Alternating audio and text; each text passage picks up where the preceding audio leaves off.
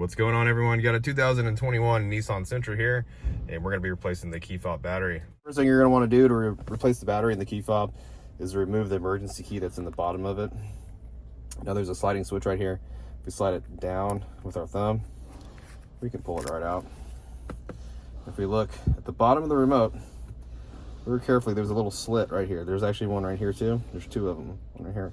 So if you get a little flathead screwdriver that's like the perfect size that fits right in here like that, if you turn it clockwise, you can crack the remote open, okay? So we're just gonna turn it clockwise. The remote kind of cracks open a little bit. Same thing with the other side here. See how it opened up right here? And then we can just use the screwdriver to open up a little bit more. And here are our two halves right here. All we need is this half here because this is where the battery is. And there's a little hole, a little slot right here for the flathead screwdriver where you can just pull the battery right out. And I'll show you what size the battery is.